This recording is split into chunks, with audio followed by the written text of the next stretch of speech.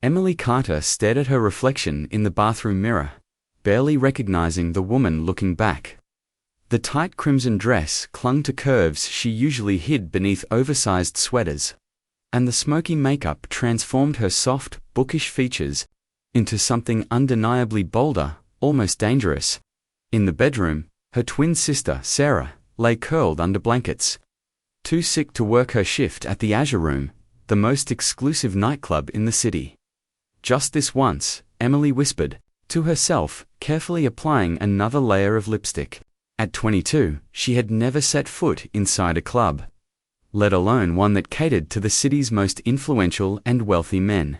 While Sarah thrived in a world of champagne, flutes, and late nights, Emily preferred quiet evenings with her law books, working toward her dream of becoming a prosecutor. But tonight, something inside her had shifted. Curiosity burned hotter than caution. The moment she stepped inside the Azure Room, she felt the air change. Crystal chandeliers spilled light across polished marble floors while smooth jazz floated above the hum of conversation. Perfume and ambition lingered in the air, each scent more expensive than the last. Her heels clicked softly as she approached the hostess stand, heart pounding against her ribs. "Sarah, thank goodness," breathed Monica, the club's manager, the relief in her tone unmistakable. "Judge Whitmore specifically requested you tonight. He's already waiting in the Sapphire Suite." Emily froze. Judge Whitmore. She knew that name from her criminal law textbooks. Nathaniel Whitmore, the youngest federal judge in the state's history, infamous for his relentless pursuit of justice and his refusal to tolerate corruption.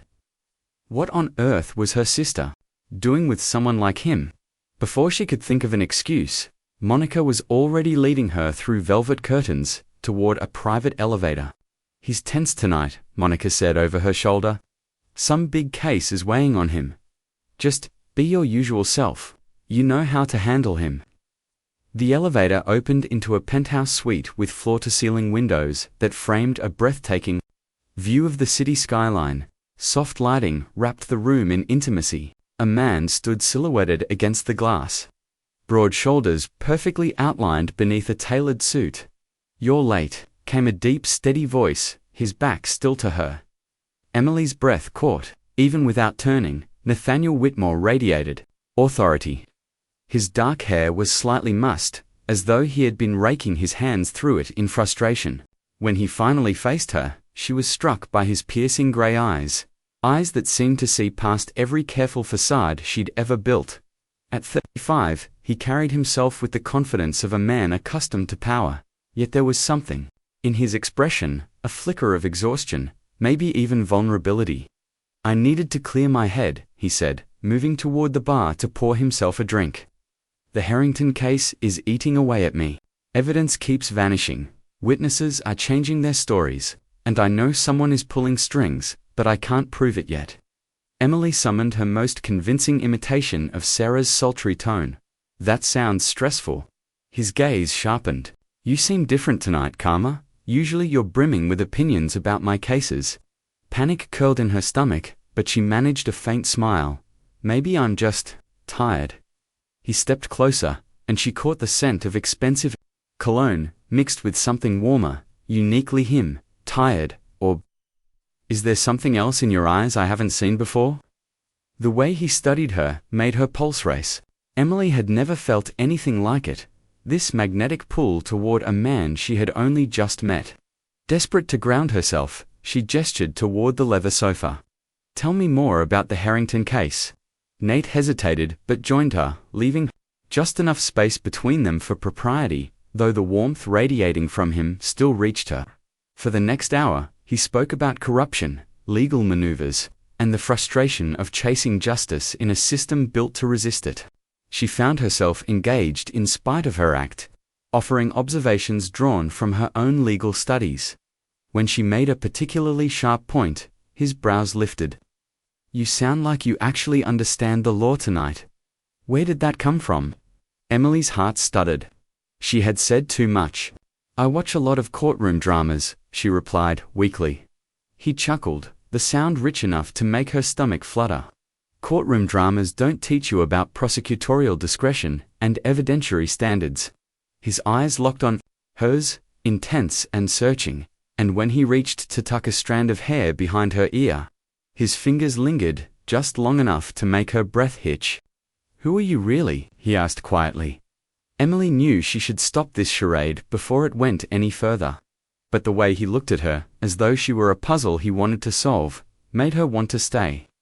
"I'm someone who believes in justice," she said softly.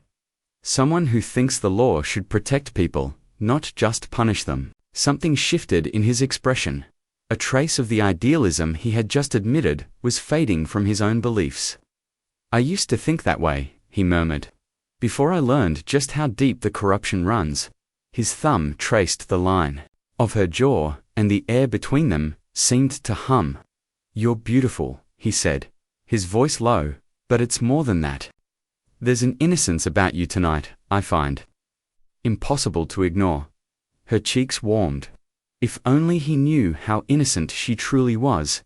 "Nathaniel," she whispered, surprised at her own boldness in using his first name. His eyes darkened. "Say it again, Nathaniel," and then his mouth was on hers. The kiss started soft, almost careful, as though he feared she might pull away.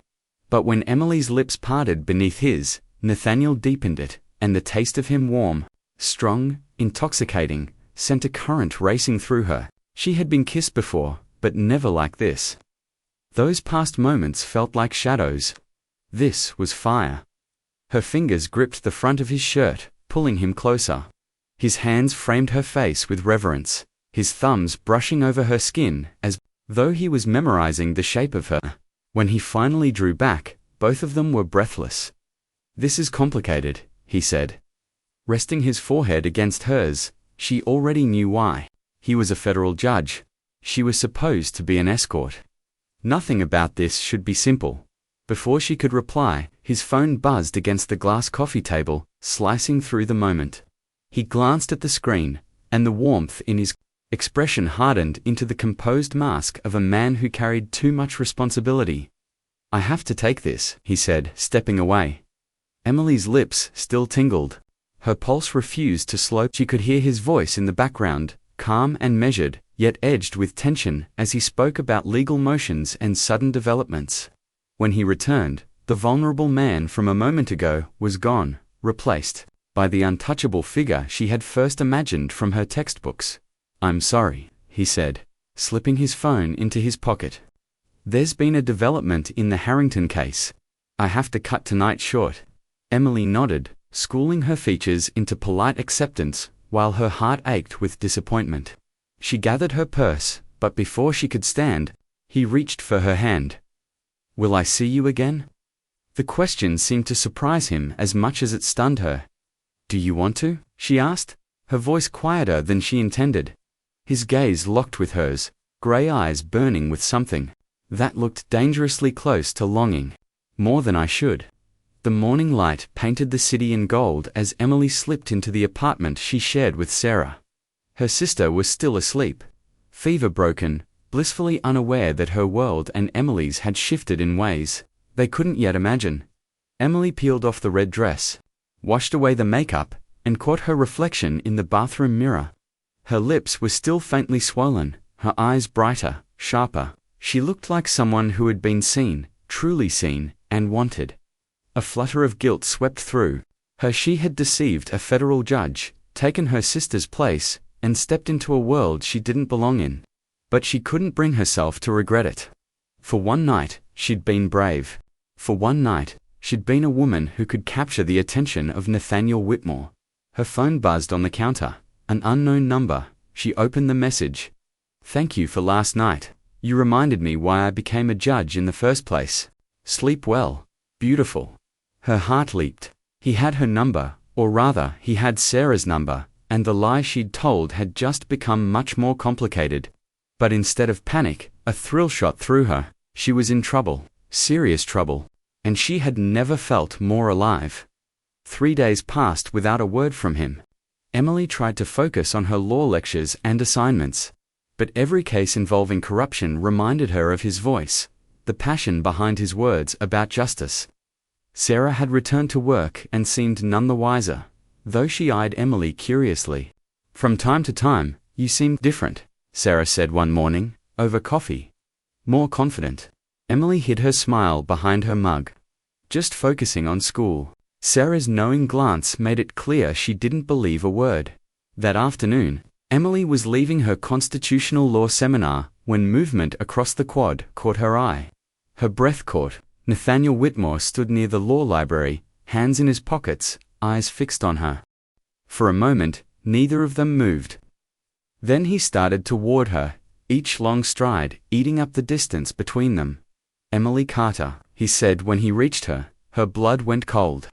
He knew her name. "I think you've mistaken me for someone else," she tried, voice steady but unconvincing. His smile was sharp, almost predatory. "Senior, at the university, criminal law student. Planning to apply for the prosecutor's office after graduation. Twin sister named Sarah, who works at an exclusive club downtown." "Should I keep going?" Emily's mouth went dry. "How did you find out?" "I'm a federal judge," he said simply. "I have resources. The question is, why didn't you tell me who you really were?" Students nearby were starting to notice the scene. Emily took his arm, pulling him toward the steps of the library. The muscles beneath his sleeve were solid, and even in her panic, she registered the dangerous thrill of touching him again. "It wasn't supposed to happen like this," she said once they were out of earshot. "Sarah was sick, and I just wanted to try something different for one night. I never expected to meet you. I never expected what happened." He studied her face, and his voice dropped, intimate and low. "Your sister described you as 22, a virgin. When I spoke to her yesterday, I realized she wasn't exaggerating." Her cheeks flamed. "You spoke to Sarah. I needed to understand what kind of game you were playing. Imagine my surprise when I found out you weren't playing a game at all, you were just being yourself." The way he said it, equal parts wonder and desire, made her chest ache. "And now that you know the truth?" she asked. His eyes swept over her face, lingering, weighing. "Now, I want you even more." Emily could barely process his words. This wasn't just about attraction anymore. There was something raw and real in his tone, something that made it hard to breathe. "This is crazy," she whispered. "Completely insane," Nathaniel agreed, a faint smile tugging at his mouth. He stepped closer, his thumb brushing across her lower lip, his gaze locked on hers. "I'm 15 years older than you. I'm in the middle of a case that could define or destroy my career. Getting involved with you could ruin us both." "Then why are you here?" she asked, her voice barely a murmur.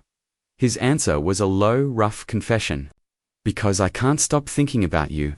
Because the other night at the club, when you looked at me, it wasn't the way people usually look at a judge. You looked at me like I was a man worth knowing. I haven't felt that in years." Her heart swelled with something dangerously close to longing. "So what happens now?" He hesitated, his jaw tightening as if he was making a choice he couldn't undo. "Now, we both decide whether to take a step we can't take back." Before she could respond, his phone rang again. His expression hardened when he saw the caller ID, but his eyes stayed on her. "Meet me tonight, 8 o'clock, the Belmont Hotel, room 1247. If you don't come, I'll understand." His voice dropped lower. "But I really hope you come." And then he was gone, walking away across the campus, leaving her standing on the library steps with her heart pounding so hard it felt like it might crack her ribs.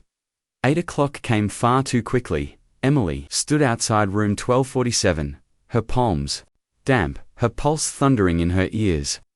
She had changed outfits 3 times before settling on a simple black dress that was elegant but modest. Something that made her feel like herself, rather than someone she was pretending to be. The hallway was quiet except for the soft hum of the air conditioning. She raised her hand to knock, but before her knuckles could touch the wood, the door opened. Nathaniel stood there, in dark jeans and a crisp white shirt, sleeves rolled just enough to reveal strong forearms. He looked younger like this, more approachable, but those eyes sharp and silver still made her knees weaken. "You came," he said softly, stepping aside to let her in. I almost didn't, she admitted, moving past him into the suite. Floor-to-ceiling windows revealed the city glowing under the night sky. Soft jazz floated from hidden speakers, the kind of music that made the air feel warm. What changed your mind? He asked, his voice gentler than she had ever heard it. You did, she said, turning to face him. The way you looked at me today. Like I mattered. Like what happened between us was real. It was real, Nathaniel said, his tone rougher now. More real than anything I've felt in years. The air between them tightened. She could see the restraint in his posture, the way he was holding back, giving her space to decide. I've never done this before, she confessed quietly. Any of this, I'm not experienced like the women you're used to. His expression softened instantly. He stepped closer, close enough for her to feel the heat radiating from him, but not so close that he trapped her. Emily, look at me. She lifted her gaze. I don't want sophisticated, I don't want experienced. I want you, exactly as you are. When he kissed her this time, it was different, slower, deeper. It wasn't about urgency, it was about promise. Her hands curled into his shirt, as his fingers slid into her hair, holding her like she was something precious. He trailed kisses down her throat, and every touch set her nerves alight. Are you sure? He murmured against her skin, his voice strained with control. I'm terrified, she admitted, her voice shaking, but I've never been more sure of anything in my life. Something shifted in his eyes, a mix of hunger and emotion that sent a shiver down her spine. In one smooth motion, he lifted her into his arms, carrying her toward the bedroom. The king-size bed was turned down, rose petals scattered over crisp white sheets. You planned this, she said, her voice breathless. I hoped, he replied simply, setting her down with care. But Emily, we can stop at any time. You just have to say the word. Instead of answering, she reached for the buttons of his shirt. Her fingers trembled, but he covered her hands gently. Let me, he whispered, and then, slowly, reverently, Nathaniel undressed her, his touch both tender and sure. Every movement felt like discovery, every kiss like a promise. He learned her curves, her breath, the way her body reacted under his hands. He was patient, giving her every chance to retreat, but she didn't. When she finally gave herself to him, it was with a trust so complete it startled even her. He held her close, whispering quiet endearments, making her feel not just desired but cherished after. They lay tangled together, the city lights flickering through the windows. She rested her head against his chest, his fingers tracing lazy patterns along her shoulder. No regrets? He asked softly. None, she replied, looking up at him. His expression turned serious. Just one. I wish I could give you the kind of life you deserve, someone your age, without complications. What if I don't want normal? She countered. What if I want you, complications and all? Emotion darkened his gaze. You don't know what you're asking. My world is dangerous. I have enemies who would use you to get to me. Then we'll be careful, she said, with a steadiness that surprised even her. We'll figure it out. Together. He searched her face for a long moment before kissing her again, a kiss that felt like a vow neither of them could take back. The weeks that followed passed in a blur of stolen moments and unspoken promises. Nathaniel would pick Emily up after her classes, driving her to quiet restaurants outside the city where they could talk without fear of being recognized. Sometimes they ended up at his private estate in the hills, walking the garden paths in the evening, their hands brushing, conversations stretching into the small hours. It wasn't just about the physical pull between them anymore. Nathaniel opened up to her in ways she suspected he didn't with anyone else. Beneath the polished confidence of a federal judge was a man who carried the weight of cases he couldn't solve and injustices he couldn't undo. Emily, in turn, told him about her dreams, her vision of becoming a prosecutor who could truly make a difference. You remind me why I took the bench in the first place, he told her one evening. Their fingers intertwined as they wandered through the glow of his garden lights. I'd forgotten the law could be about justice, not just politics. For a while, Their world felt untouchable. But reality has a way of creeping in. The first sign came on a Tuesday afternoon. Emily was leaving campus when she noticed a black sedan idling across the street. The driver's face was obscured by tinted glass, but the car's presence lingered. In her mind, the next day she saw it again, this time parked 2 blocks from her apartment. On the third day, it followed her for nearly 10 minutes before turning down another street. Her gut told her it wasn't coincidence. That night, she called Nathaniel, pacing her bedroom as her voice trembled. "I think someone's watching me." Silence. Stretched on the other end of the line before he finally spoke. "I was afraid this might happen." His voice was low, grim. "The Harrington case is heating up. There are very powerful people who want it to go away." Her blood ran cold. "What does that have to do with me?" "They know about us, Emily. They'll try to use you as leverage against me."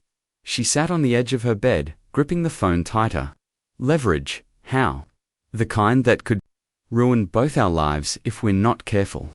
His voice carried a weight she'd never heard before. "We should take a break, at least until this case is over."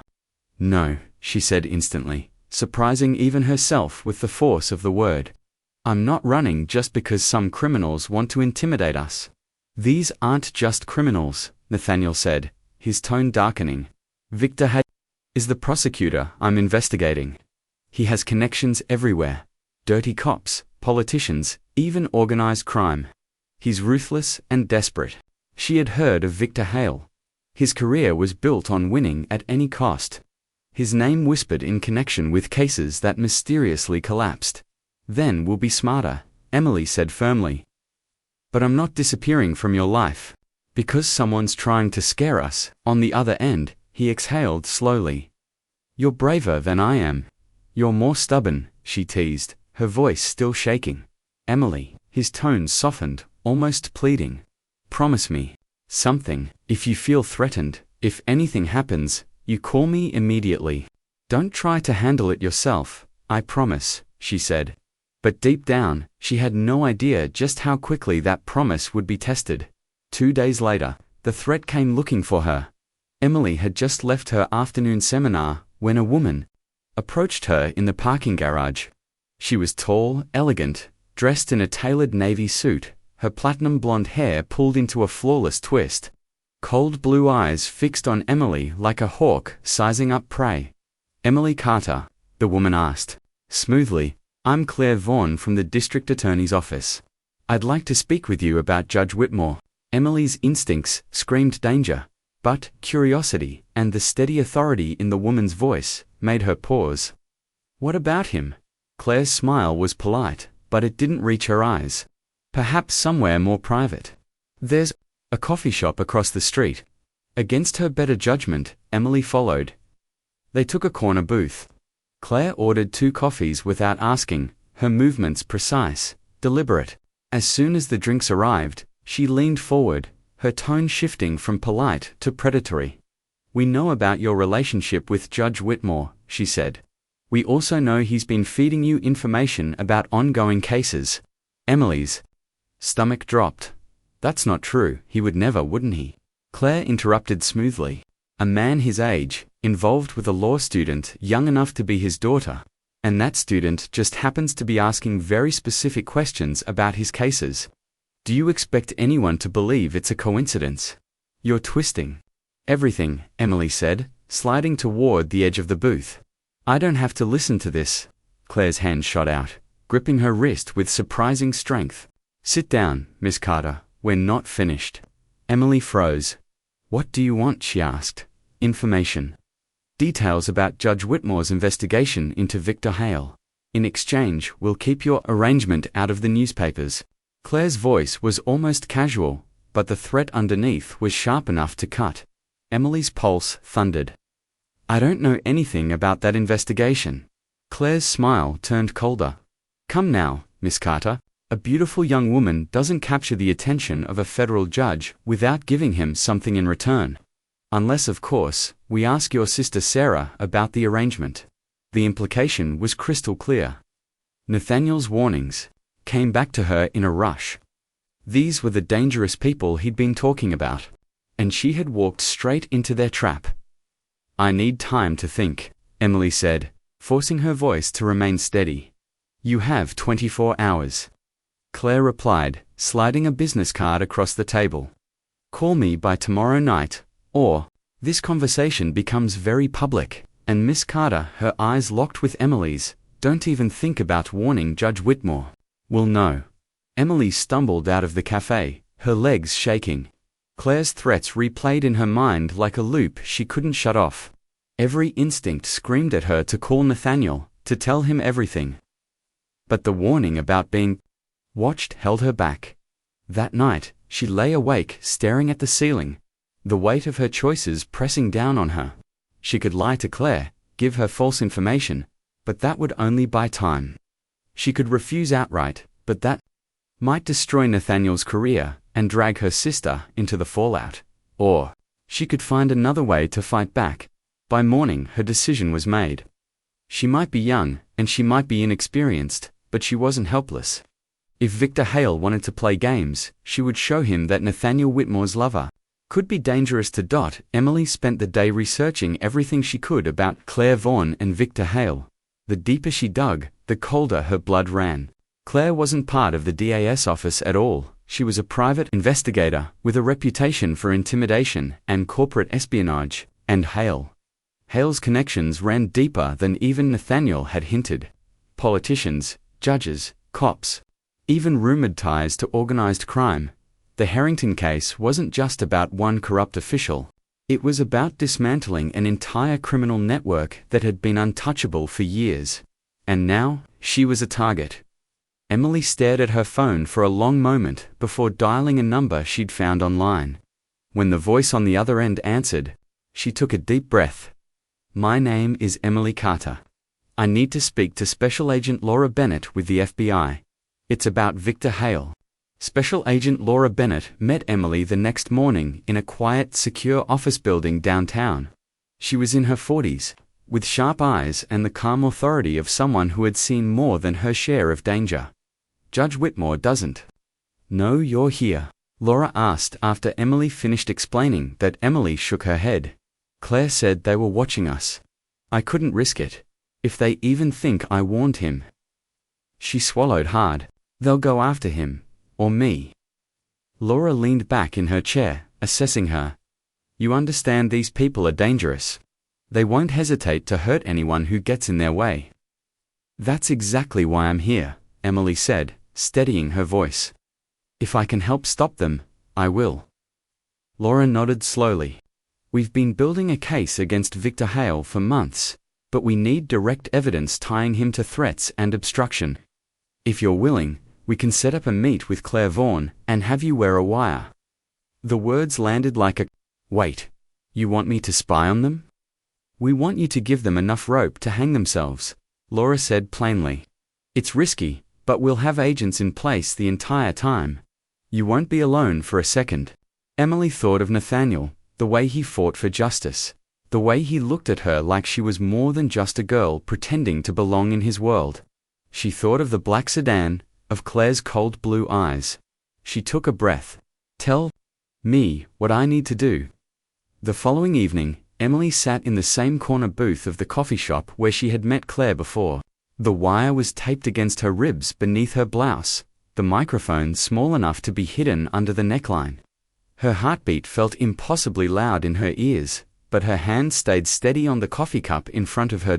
Claire arrived, exactly on time, sliding into the seat across from her with the same controlled poise as before. "Miss Carter, I was beginning to think you might not show." "I needed time to consider your offer," Emily replied, amazed at how calm her voice sounded despite the adrenaline racing through her veins. Claire's lips curved faintly. "And I'll help you," Emily said, leaning forward as if sharing a secret. "But I want more than just your silence." One perfectly arched brow lifted. "How much more?" $50,000, Emily said evenly. "And I want to meet Victor Hale, in person. If I'm going to betray Judge Whitmore, I want to know exactly who I'm working for." The predatory glint in Claire's eyes sharpened. "More ambitious than I thought. Mr. Hale doesn't usually meet with assets directly. Then I guess he'll have to make an exception, Emily countered. I'm not giving you anything until I know this arrangement is real. Claire studied her for a moment, then gave a small nod. I'll make the call. But Miss Carter, if you're playing games with us, you'll regret it, Emily forced herself to smile faintly. Then, I guess I'd better not be playing. 2 days later, Emily stood in the penthouse office of Hale Industries. The space was all glass and steel, with floor-to-ceiling windows framing the city skyline. Original art lined the walls, each piece worth more than her apartment. Victor Hale was exactly what she expected, silver-haired, impeccably dressed, and radiating the cold confidence of a man who believed the rules didn't apply to him. Miss Carter, he said, without standing. Claire tells me you have information about Judge Whitmore's investigation. Emily crossed the room and sat without being invited, her wire pressing against her skin like a reminder of the stakes. Judge Whitmore has been thorough, she said carefully. He's found connections between your office and multiple cases that were dismissed under suspicious circumstances. Hale's expression didn't change, but the slight tightening at the corner of his eyes betrayed him. What kind of connections? Financial records, witness statements that vanished, evidence that went missing. She kept her tone cool. He's building a pattern, one that leads directly to you. How unfortunate for the good judge, Hale said, his voice turning colder. Perhaps it's time someone reminded him that investigating the wrong people can be hazardous to one's health. Her heart pounded, but she pressed on. What are you suggesting? That Judge Whitmore become too distracted to continue, Hale said, standing and walking toward the windows. A death would raise too many questions. But, an accident. Something that leaves him unable to work. Emily's hands clenched. In her lap, you're talking about hurting him. I'm talking about survival, Hale said flatly. Mine. Which means making certain problems disappear. His gaze slid back to her, cold and assessing. The question is, are you part of the solution, Miss Carter? Or part of the problem? The door burst open before she could answer. FBI. Agent Bennett's voice rang out as agents poured into the room, weapons raised. Victor Hale, you are under arrest for conspiracy, witness intimidation, and threatening a federal judge. Hale's eyes snapped to Emily, fury replacing his calculated calm. You stupid little do you have any idea what you've done? Emily rose to her feet, meeting his glare without flinching. I've done what Nathaniel Whitmore taught me. I've chosen justice over fear. As agents cuffed Hale, Claire Vaughan was dragged in from the lobby. Her icy poise shattered. The criminal network that had seemed untouchable was collapsing in a single night. Nathaniel arrived at the FBI field office less than an hour after Victor Hale's arrest. The moment he stepped inside, his gaze swept the room until it landed on her.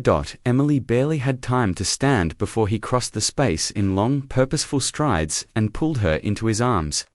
His hold was fierce, almost crushing, his heartbeat thundering against her ear. What were you thinking? His voice was a mixture of relief and fury. You could have been killed. She pulled back just enough to meet his eyes, her hands still resting against his chest. I was thinking someone needed to stop them. And I was thinking, you taught me to be brave. Something flickered in his expression, anger melting into something deeper, heavier.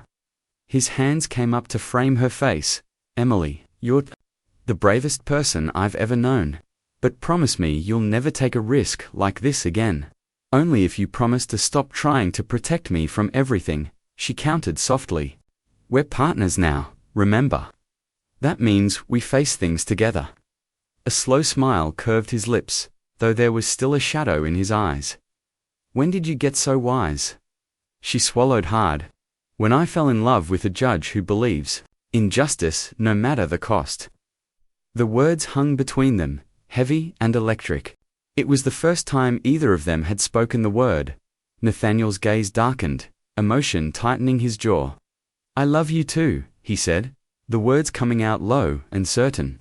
More than I ever thought possible. He kissed her then, slow, deliberate, full of all the things they hadn't said until now.